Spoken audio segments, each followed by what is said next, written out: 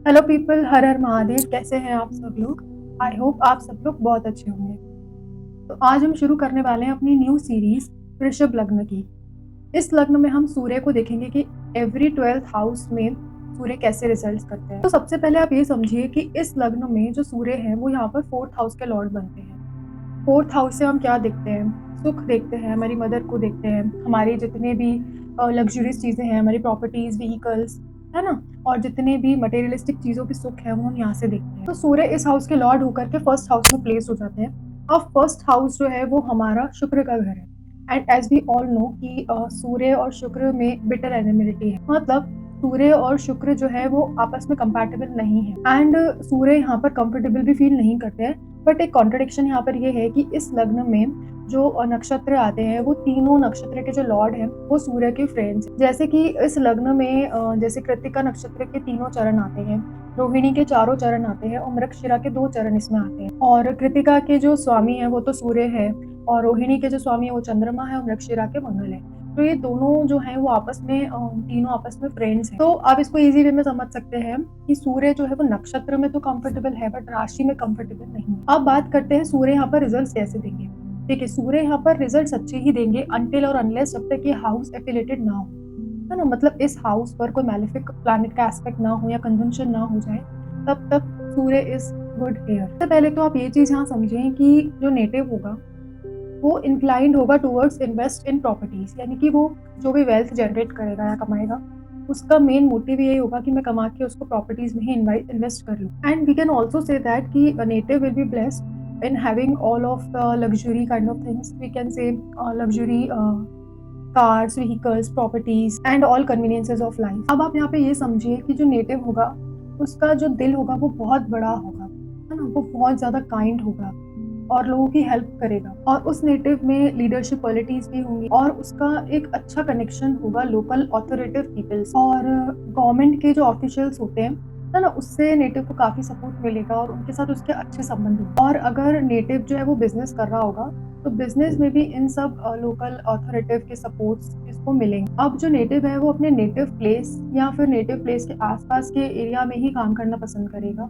और food habits को अगर देखा जाए तो खाने पीने के मामले में थोड़ा लापरवाह हो सकता है। यहाँ पर ये भी पॉसिबिलिटी हो सकती है कि जब तक वो अपनी मिडिल एज तक आएगा तो मिडिल एज क्रॉस करते ही काफ़ी हेल्थ प्रॉब्लम्स को फेस कर सकता है रिलेटेड टू सूर्य।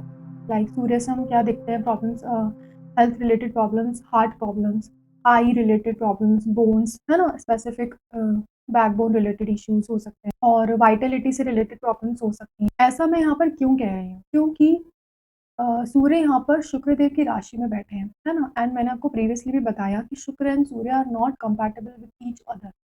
तो कुछ ना कुछ प्रॉब्लम्स नेटिव को रहेंगी, और मैंने अभी ऊपर जो चीज़ें बताई जैसे कि प्रॉपर्टीज वगैरह में वो लेने में ब्लेस्ड रहेगा, तो वहाँ पर भी थोड़ी बहुत उसको प्रॉब्लम्स हो सकती हैं, उसके कन्वीनियंस के हासिल करने में भी उसको प्रॉब्लम्स देखने को मिल सकती हैं। मतलब जो जो चीज़ें वो चीज़ों से वो ब्लेस्ड रहेगा, है ना, लेकिन कुछ ना कुछ प्रॉब्लम्स के साथ, है ना, हम नहीं बोल सकते कि प्रॉपर्ली स्मूथ सब चलेगा। कुछ ना कुछ प्रॉब्लम्स यहाँ उसको देखने को मिलेगी, और वो क्यों? क्योंकि यहाँ पर वो जिस राशि में है वहाँ वो कंपैटिबिलिटी नहीं है उनके उनको। अब बात करते हैं सूर्य की दृष्टि की। सूर्य यहाँ फर्स्ट हाउस में बैठ के 7th हाउस को देख रहे हैं। अब 7th हाउस में किसकी राशि है? मंगल की राशि है। 7th हाउस से हम क्या देखते हैं? हमारे स्पाउस को देखते हैं, लाइफ पार्टनर को देखते हैं, बिजनेस पार्टनर्स को हम यहाँ से देखते हैं। यहाँ से ये देखने को मिल सकता है कि जो स्पाउस है उसमें थोड़ा बहुत वो शॉर्ट टेम्पर्ड हो सकती है, हॉट टेम्पर्ड बोल सकते हैं जिसे, है ना, और ये मंगल की राशि है, मंगल अग्नि तत्व है ना, तो यहाँ पर ये हो सकता है कि वो सडन प्रॉब्लम्स क्रिएट करे, थोड़ी बहुत इगोइस्टिक भी रह सकती है क्योंकि सूर्य की दृष्टि है। अब हम बात कर लेते हैं नक्षत्रों की। जैसा कि मैंने आपको ऊपर ही बता दिया था कि ये जो राशि है वृषभ राशि, इसमें ये 3 नक्षत्र आते हैं। सूर्य यहाँ पर 0 से 10 डिग्री के बीच में है, तो ये कृत्तिका नक्षत्र में है जो सूर्य का ही नक्षत्र है। सूर्य यहाँ पर 10 डिग्री से 23 डिग्री से 20 मिनट पर अगर है तो वो रोहिणी नक्षत्र में है जो चंद्रमा का नक्षत्र है। सूर्य यहाँ पर 23 डिग्री 20 मिनट से 30 डिग्री पर है तो वो मृगशिरा नक्षत्र में है जो मंगल का नक्षत्र है।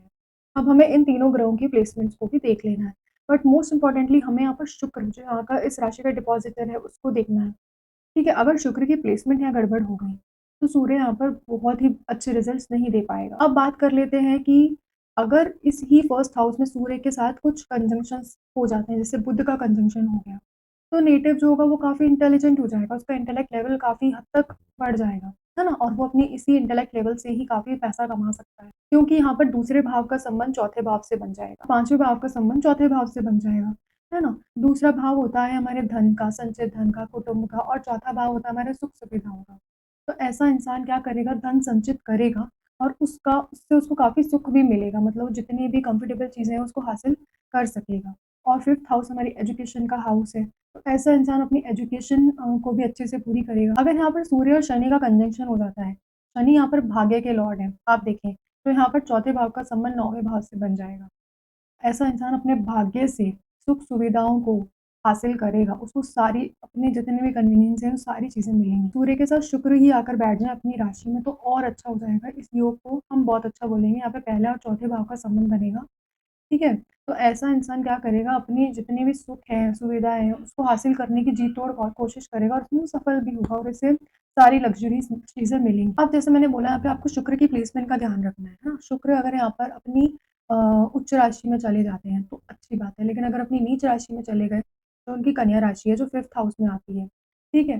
तो यहाँ पर भी रिज़ल्ट्स जो है वो अच्छे नहीं देखने को मिलेंगे क्योंकि शुक्र डिस्टर्ब हो गया, दैट मीन्स आपका लग्न डिस्टर्ब हो गया। तो गाइज़ आज का वीडियो यहीं तक था। मैंने अपनी पूरी कोशिश की है, जितना हो सके इस वीडियो में मैं एक्सप्लेन कर सकूँ। बट आपको यहाँ पर कुछ चीज़ों का ध्यान ये रखना है कि अगर इस हाउस पर और भी मैलेफिक प्लैनेट्स के एस्पेक्ट हैं, तो भी इन रिज़ल्ट्स में कमी आ जाएगी, है ना? या यहाँ पर कोई भी 6, 6, 8, 12 का कोई स्वामी आकर के बैठ जाए, है ना? तो वो इस हाउस को थोड़ा डिस्टर्ब कर देगा। तो हमें बहुत सारी चीज़ों को यहाँ देखना पड़ेगा। आई होप आपको मेरा वीडियो अच्छा लगा होगा। If you like this video please like, share and subscribe my channel. Her her Mahadev.